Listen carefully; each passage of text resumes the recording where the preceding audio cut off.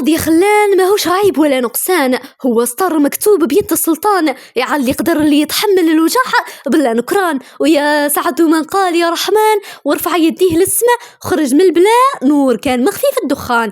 اهلا بكم حباباتي خياتي في المطبخ الغيزاني. قبل ما نبداو ما تنساوش تعليق، كلمه شابه في التعليقات فرحوني بها. بسم الله بديت وعلى النبي صليت. اليوم جبت لكم 3 تاع وصفات العلاج البديل لكل الامراض. العقده الاولى، جبت لكم سكريه وحطيت فيها العسل، ومن بعد زدت لكم الثوم، حبه تاع ثوم منقيه مفصصه ومقطعه قطع صغيره ولا كبيره، هذا هو الاختيار تاعك كيما تحبي نتايا.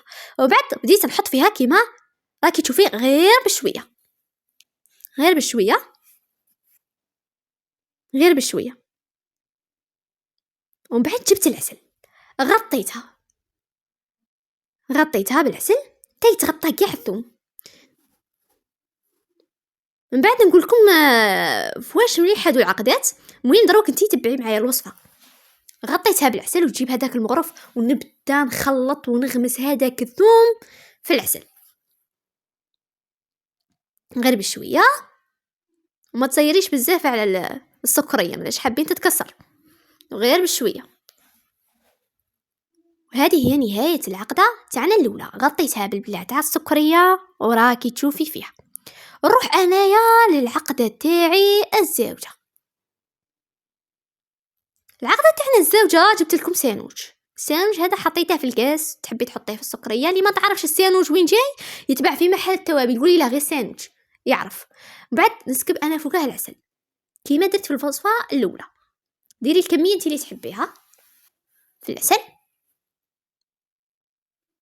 ومن بعد نبدا نخلط. نجيب هذاك المغرف ونبدا نخلط حتى يولي طري باه كي ناكله ما يبسليش. نبدا نخلط غير بشويه خلطي غايه الغايه. وهذا هو الشكل تاعها نهائي للعقده الزوجه. العقده الثالثه جبت لكم الحبالي، زيت الزيتون والثوم مقطع. هادو الحبالي نشروهم من السوق، مانيش حاسه كيفاه تسموهم عندكم، خبروني في التعليقات كيفاش تسموها عندكم، راني حابه نعرف. احنا نسموها الحبالي وكاين يقولها الكرموسه. المهم حطيتها بعد ما شريتها من السوق، حطيتها وسكبت فوقها المحامي غسلتها. هذه طريقه التنقيه تاع الحبالي تاعنا كما راكم تشوفوا.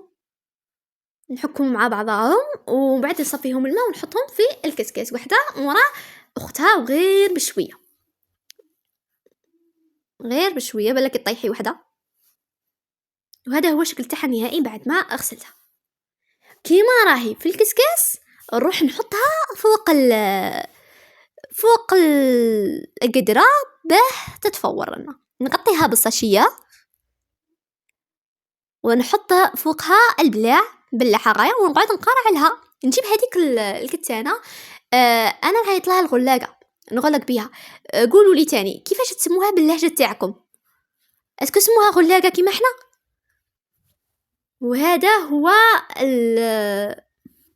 الشكل تاعها النهائي بعد ما تفورت. نجيب انايا القابصه ولا نتوما واش حاصين تسموها عندكم، نحطها ونجيب زيت الزيتون. جماعه كاع نعرفوا الفوائد تاع زيت الزيتون. زيت الزيتون مليح بزاف لفقر الدم ومليح بزاف لنقص الفيتامين دي.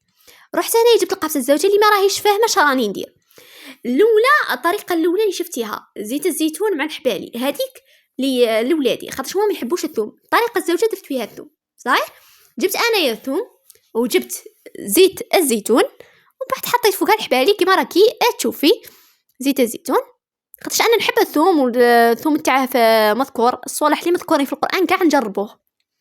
هادو العقدات الثلاثه ما خبرتكمش الفوائد تاعهم، ملاح لاصحاب الحساسيه ولا الريح اللي يضربنا في البرد. راكم عارفين البرد هذا وقت الامراض، ومليح بزاف نقص الفيتامين دي بزاف صوالح. انا جربتهم بروحي زعما. هذا هما اللي عندها الزرها ياكلها، القرزيها ياكلها بزاف. جربي هذه بصح ما تضربيهاش على الريق، اضربيهم ورا الماكله ما تتحمسيش بزاف. جربي على ربي وان شاء الله برك تنجح الوصفه معاكم كيما نجحت معايا ان شاء الله بربي. وربي يشافي كل واحد مريض وكل واحد تعسرت له حياه ان شاء الله تستاهل عليه إن شاء الله يا ربي. ودروك نخليكم في الأمان، ما تنساوش تدعموني. مع السلامة.